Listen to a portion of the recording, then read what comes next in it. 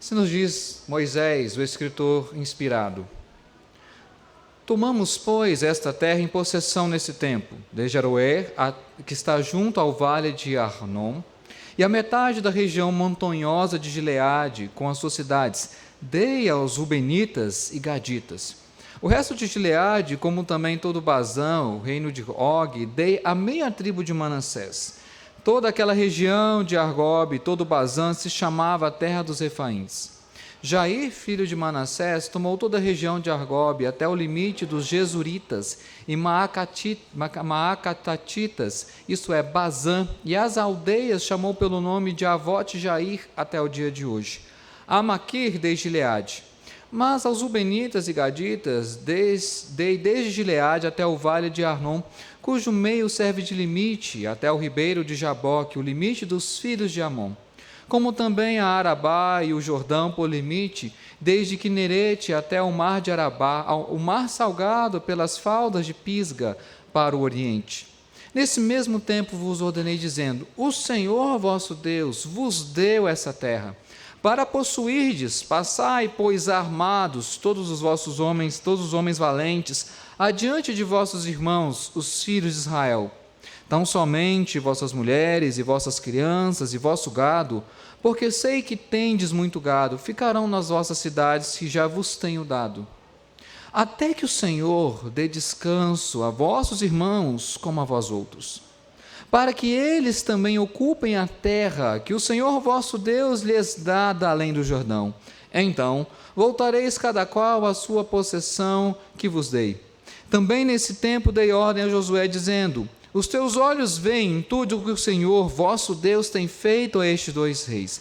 Assim fará o Senhor a todos os reinos a que tu passarás.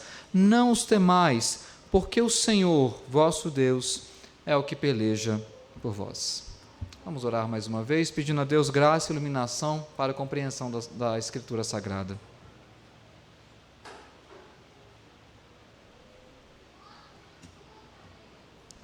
Ilumina os olhos do nosso coração, Pai bendito, pelo Teu Espírito, para que a Tua palavra inspirada, inerrante, infalível, fale aos nossos corações nesta noite. Pelo poder do Espírito, ó Pai, que possamos ouvir a Tua voz e não endureçamos o nosso coração como o Teu povo fez no passado, para que achemos em Ti e no Teu Filho amado, em quem Tu te comprazes, ó Deus, o nosso descanso, o nosso alento, aquele em quem repousamos as nossas vidas de maneira segura e tranquila, para que serenos, ó Deus, possamos viver de forma agradável ao Senhor para a glória do Teu nome.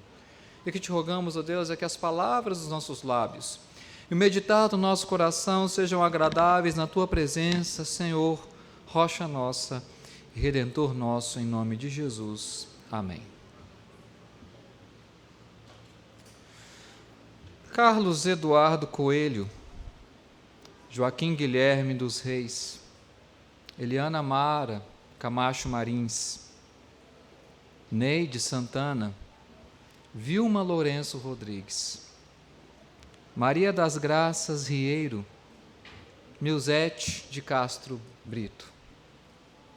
Para alguns, são apenas nomes desconhecidos.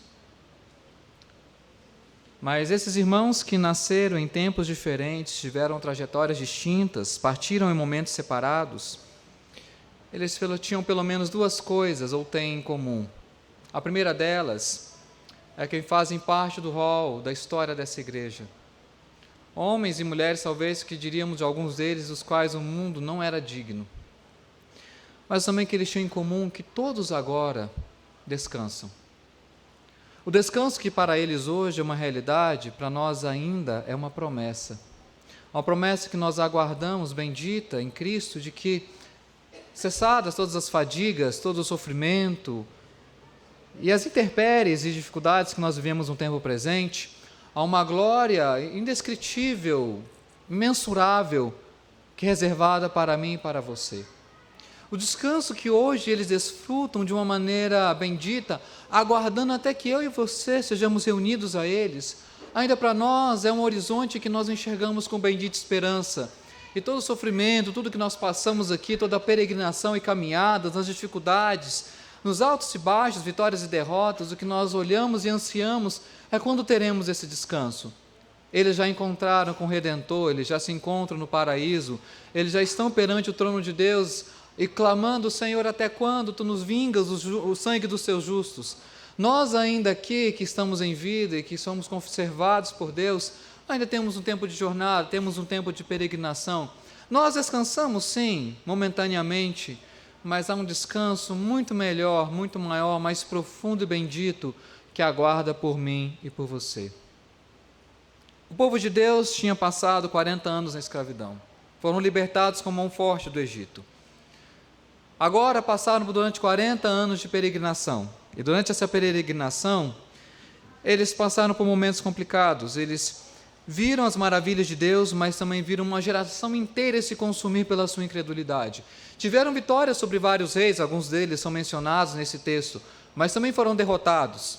Tiveram momentos de vislumbre da glória de Deus, como no Monte Sinai, o Monte fumegando, trovões e a lei sendo dada pelo próprio dedo de Deus por mediação de Moisés. Mas eles também viram serpentes picarem a muitos homens e mulheres que morreram de maneira instantânea por sua rebeldia contra o Senhor.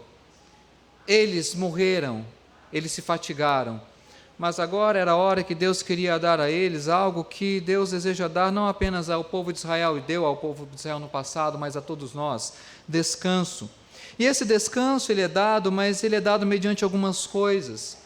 E do capítulo 1 ao capítulo 3 de Deuteronômio, antes de dar o descanso que Deus tinha prometido a eles, Deus fala com esse povo relembrando as maravilhas de Deus. Capítulo 1 a 3, Deus faz 3 coisas com esse povo. Relembra as suas maravilhas, demonstra em cada momento e situação que Deus cumpriu o seu pacto, a sua promessa, a sua aliança. Mas ele também, Moisés, ao longo desses 3 capítulos, está explicando ao povo de Deus por que eles têm que obedecer à lei, por que eles têm que ouvir os mandamentos, por que eles têm que seguir os preceitos, não de uma maneira cega, não porque eram descendentes de Abraão, mas porque eles precisavam desfrutar de uma terra prometida. A obediência não é o motivo, não é o fundamento pelo qual nós conquistamos alguma bênção de Deus. A obediência é o caminho pelo qual nós aprendemos a desfrutar melhor daquilo que Deus tem nos dado pela sua graça. E é por isso que então este texto fala para nós, e a palavra principal que salta aos olhos é descanso. Deus viu o seu povo trabalhar, ser vitorioso, perder, mas o que Deus estava conduzindo e preparando para esse povo era um descanso bendito, e é disso que o texto fala.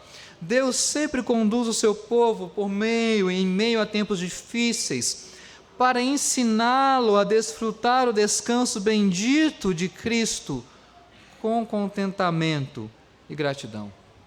E é por isso que eu queria falar com você nessa noite sobre algo aparentemente simples, trivial e básico, mas essencial, sobre o descanso que vem de Deus.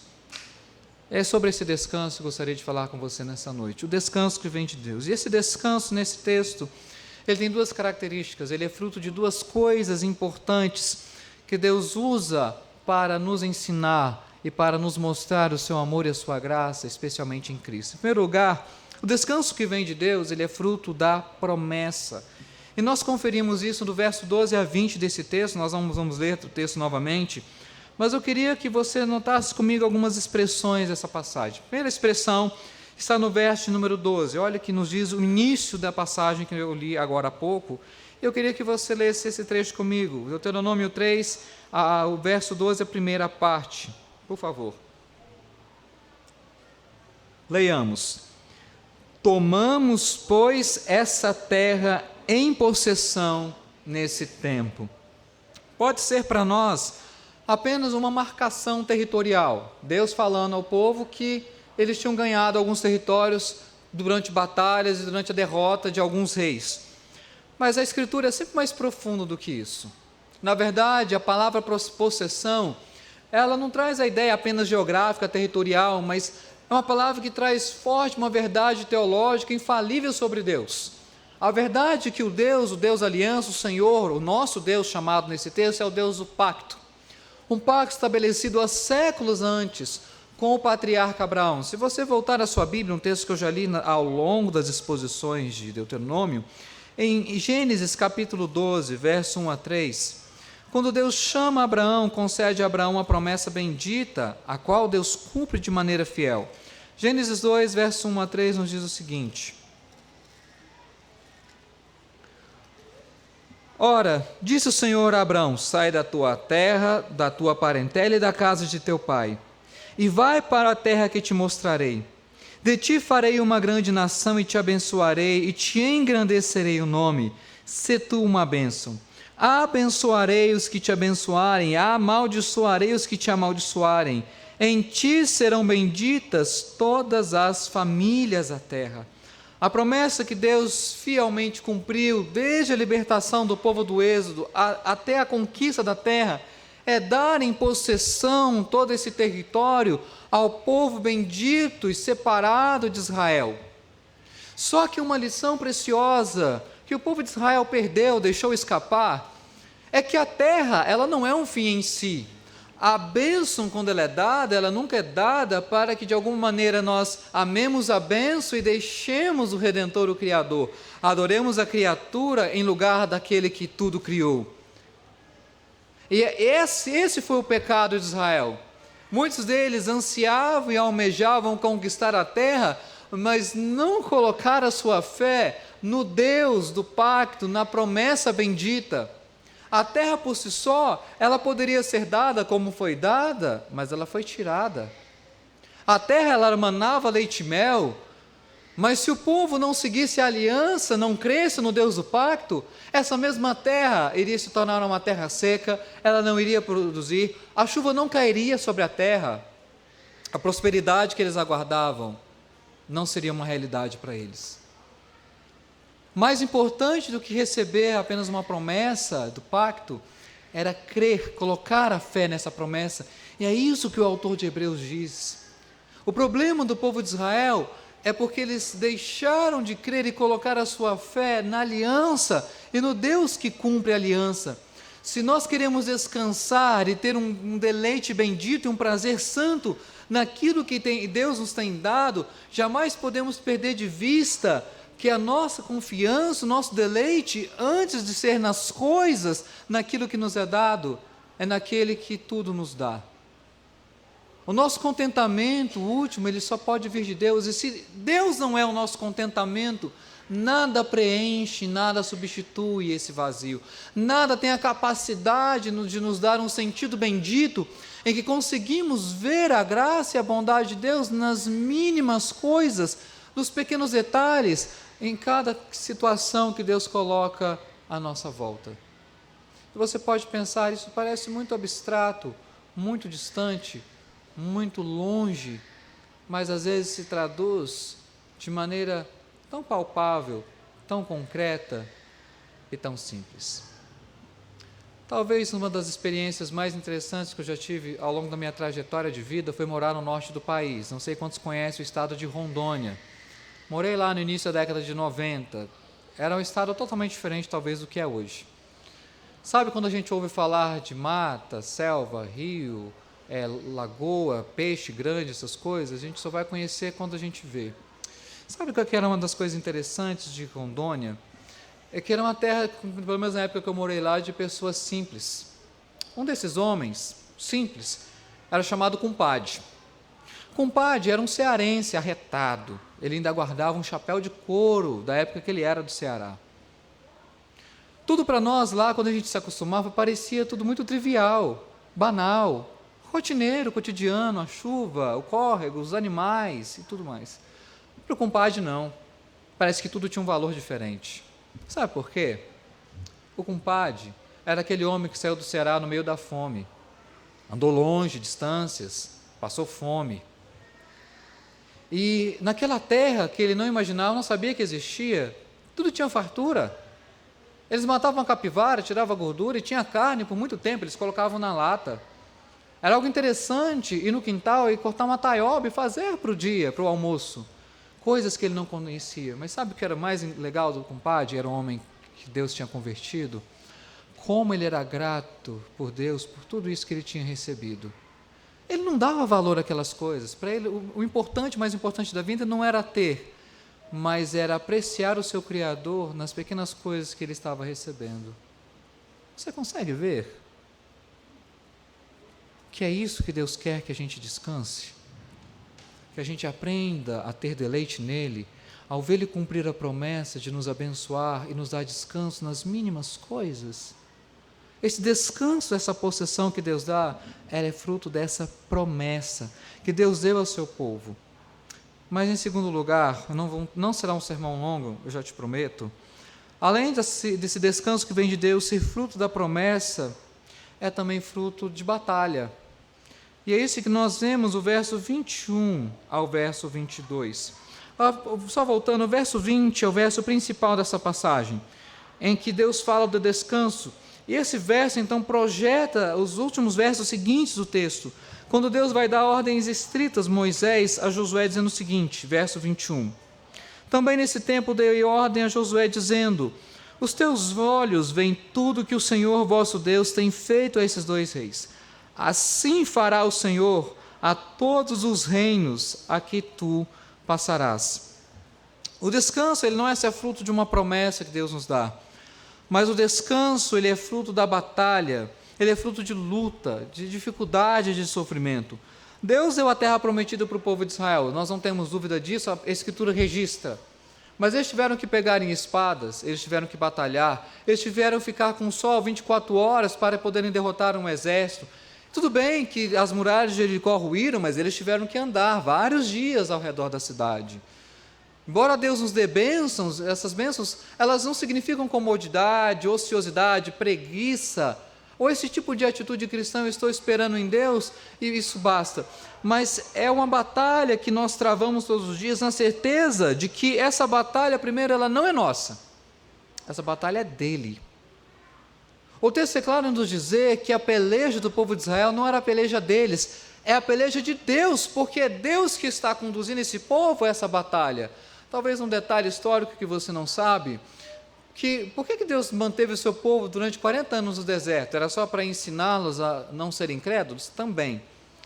Mas alguns dizem que durante esse período em que Israel estava dando voltas no deserto, existiram pequenas batalhas no território chamado do território da Terra Prometida, porque esses territórios eram cidades-estado, cada cidade tinha um exército, tinha um rei, e esses reis eles faziam guerras constantes entre si, o que significa que quando Israel entrou na Terra Prometida, esses reis, esses territórios, por mais que eles fossem vistos como fortes, eles estavam fragilizados.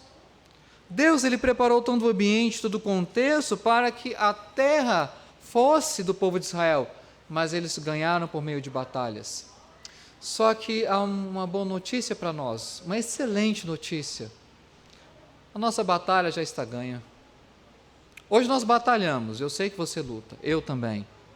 Nós sempre temos pelo menos 3 inimigos que são inimigos ferozes, que conhecem as nossas fraquezas, eles sabem as nossas vulnerabilidades, onde somos sensíveis. Nosso primeiro inimigo é a carne, a nossa própria inclinação para o mal, aquela tentação, aquela força, aquela lei que opera dentro de nós, que nos leva para longe de Deus e nos leva a fazer aquilo que sabemos que não é correto. É uma lei, e nós lutamos contra isso todos os dias. Aquele pecado que você sabe que não é o pecado de outro, é o seu. Aquele contra o qual você luta de manhã, de tarde, de noite. Aquele contra o qual a tua consciência te acusa, falando que você falhou. Nós temos um segundo inimigo, o diabo. Ele é astuto, ele é sagaz. Ele anda ao nosso redor como um leão. E ele sabe os momentos de atacar. Ele não ataca o tempo todo das mesmas maneiras. Ele escolhe estratégias diferentes, pessoas diferentes, ocasiões diferentes. Mas ele não se cansa, ele não desiste. Ele é o nosso acusador, aquele que tenta a acusação, na verdade, contra nós. Ele também pode tentar, mas esse inimigo também está com seus dias contados. E ele sabe disso, os seus dias são poucos, o seu tempo está cravado, e ele sabe que o tempo se aproxima. Mas temos um terceiro inimigo, é o mundo. E esses 3 inimigos, essa tríade, por mais que sejam fortes, ferozes, sagazes, a boa notícia para nós, todos eles já foram vencidos. A nossa carne foi cravada na cruz quando Cristo levou cada um dos nossos pecados e a nossa culpa. Quando Ele crucificou naquela cruz, não apenas a si mesmo, o seu corpo, mas o nosso velho homem, que todos os dias morre, gradativamente, para que o novo homem, criado à imagem e semelhança de Cristo, possa ser a cada dia renovado e transformado, como que Deus preparando a sua noiva para se encontrar com o Cordeiro. O nosso velho homem já tem os seus dias contados. Até o último momento, o nosso fôlego da nossa vida, esse velho homem será renovado até que aquele dia o pecado será definitivamente afastado de nós. O diabo, nosso adversário, também já tem os dias contados, mas ele já perdeu, ele já caiu, ele já foi destronado, ele não mais intenta acusação contra nós, porque aquele que está sentado do trono é o nosso advogado, esse advogado é perfeito, implacável, infalível. Ele que nos inocentou e que nos justificou, não permite que ninguém mais nos acuse, porque todas as nossas acusações foram lançadas no mar do esquecimento. O mundo, nosso terceiro inimigo, também já foi vencido. Ele opera de maneira hostil, violenta, cruel contra nós, nos persegue, nos difama, nos humilha, mas o mundo também tem os seus dias contados. Mesmo sendo instrumento das trevas e de Satanás, o sistema mundano também irá cair, ele não vai prevalecer perante o juízo e também será derrotado. Ou seja, embora nós tenhamos uma peleja, uma luta e um bom combate por combater, tudo isso está vencido. E reitero, para que eu e você tenhamos um descanso bendito, porque um descanso que a Bíblia fala, ele não é um lugar, não é uma condição, não é um sonho, não é uma idealização. O descanso bíblico é uma pessoa, e essa pessoa é Cristo. E todos os dias nós somos chamados a descansar nele. Quando entregamos a Ele o cuidado das nossas vidas, o que vamos comer, o que vamos beber, o que vamos vestir, qual o nosso futuro, o que será do dia do amanhã, nós descansamos nele quando entendemos que o Evangelho é para ser leve, porque o jugo dele é suave, o fardo dele é leve, ele traz descanso para as nossas almas. Quando entendemos que o Evangelho é para nos libertar daquilo que não é necessário, daquilo que não faz diferença, para nos mostrar o que é principal, e o que é principal, e o que é principal, que há um descanso prometido para aqueles que creem, e esse descanso se chama Cristo. E é por isso que eu quero concluir esse sermão com 3 palavras. Eu gostaria que você gravasse essas 3 palavras para essa semana. São 3 palavras fáceis que começam com a letra P. A primeira palavra é a palavra promessa. Promessa para você se lembrar que os sofrimentos do tempo presente não se comparam com a glória que há de ser revelada. Todo choro, doença, fragilidade, morte do tempo presente, tudo isso vai passar. A glória que está sendo preparada para nós, ela é indescritível. E nós desejamos tão pouco essa glória. Nós ansiamos tão pouco essa glória. O nosso desejo, o nosso anseio tinha que ser um anseio forte, de tal maneira que ao despertarmos, até adormecermos, o nosso coração deveria repousar nas riquezas de Cristo, ou fazermos como alguns puritanos conseguiam fazer, eu ainda não consegui. Enquanto eles cavalgavam e ouviam os barulhos da natureza, diz a Bíblia que eles eram capazes de ouvir canções da natureza, louvando os atributos de Deus. Ainda não consegui fazer isso. Mas quem sabe consigamos fazer. Talvez o Estênio Márcio não conseguiu. Mas o propósito é que eu e você possamos descansar. Sabe por quê? Estamos cansados, nos cansamos, buscando aquilo que Deus falou que não é o principal. E abandonamos aquilo que é essencial, do qual não podemos viver sem. A promessa. Segunda palavra, a palavra poder. Lembre-se que o poder para vencer, o poder para lutar contra tudo isso não vem de você. Se você quiser encarar a tentação de cá de frente, você vai perder. Se você quiser lutar contra Satanás com fórmulas mágicas, falando que ele está amarrado, com fórmulas gospel, você também vai perder. O poder que nos faz vencer é o poder que vem de Deus. Aquele poder que você se sente fraco, e você é fraco. Mas uma coisa que a Bíblia falou, Deus falou para Paulo, nós nos esquecemos. O poder se aperfeiçoa na fraqueza. É exatamente isso. Eu e você somos fracos para aprendermos que é o poder do Espírito que nos leva adiante. Lembre-se do poder de Deus. Ele que é poderoso. Ele que tem a capacidade, o poder de fazer com que pecadores, ímpios, fracos e inimigos sejam transformados em justos, santos, rebentos e herdeiros. É esse poder do Espírito que nos dá condições de segurarmos a nossa língua quando nós temos vontade de falar aquilo que não é verdade, não procede do Espírito. É o poder do Espírito que nos tira do abismo quando nós estamos tentados e queremos nos jogarmos e nos lançarmos nele. É o poder do Espírito que nos tira do fundo do poço e nos traz para os lugares celestiais. É o poder dele, não nosso. O que nós temos a fazer? Confiar no poder dele. Poder infinito que se renova sobre nós todos os dias. Por fim, em último lugar, confiarmos na presença, na promessa, no poder e na presença. O Cordeiro a quem nós devemos cantar e glorificar é aquele que disse para nós: eis que estarei convosco todos os dias, até a consumação do século. É aquele que prometeu estar conosco de várias maneiras, e uma das formas que ele disse que está conosco é através da ceia que nós vamos celebrar daqui a alguns minutos. Quando eu e você comemos o pão e bebemos o cálice, nós nos lembramos que Cristo está de forma real, presente entre nós pelo Espírito.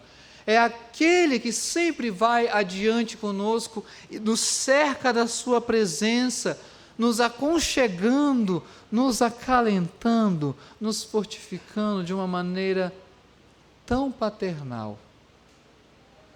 É aquele que, quando nós nos sentimos ou estamos completamente vazios, preenche toda a ausência, toda a falta.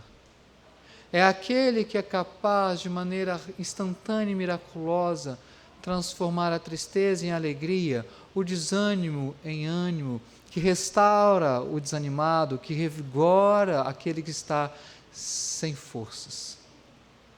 É aquele que prometeu que estará conosco.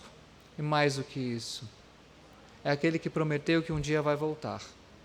E quando ele voltar, nada, absolutamente nada, nos poderá afastar dele. Nada, absolutamente nada, nos poderá roubar a alegria e o contentamento que nós temos nele. Por isso, para você, durante essa semana, que você se lembre dessas três coisas: da promessa, do poder e da presença de Deus. Vamos orar?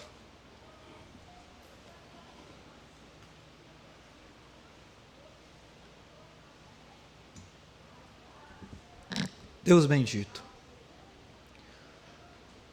como a tua igreja já tem orado há séculos, oramos: Maranata, ora vem, Senhor Jesus. Nós aguardamos com ardente expectativa, Pai, o retorno de teu Filho. Quando, ó Deus, todo choro, toda lágrima, todo rancor, tudo isso terá passado e haverá novos céus e nova terra. Quando nos encontraremos, ó Deus, com aqueles que partiram antes de nós, que deixaram saudade, deixaram lembranças, mas que agora, ó Deus, desfrutam da presença maravilhosa e suficiente do nosso Redentor. Ó Deus, prepara-nos para esse encontro bendito, que possamos cantar sobre esse encontro bendito, que possamos, ó Deus, a cada dia compreender que esse encontro está mais próximo, que em breve o nosso Redentor virá, para nos dar um descanso maravilhoso, ininterrupto, indizível, quando descansaremos das fadigas, quando o sofrimento terá fim. E assim, ó Deus, esse descanso bendito de teu Filho será a nossa realidade para todo sempre. Ó Pai, prepara-nos para esse momento. Prepara-nos também, ó Deus, na celebração da ceia, quando, ó Deus, celebramos o corpo de teu Filho, o sangue dele vertidos por nós, anunciando, Senhor, a morte dele até que ele venha. Que o teu Santo Espírito nos conduza nesse momento em alegria e em temor, para que possamos comer do pão e beber do cálice de maneira digna. É a minha oração, Pai, em nome de Cristo Jesus. Amém.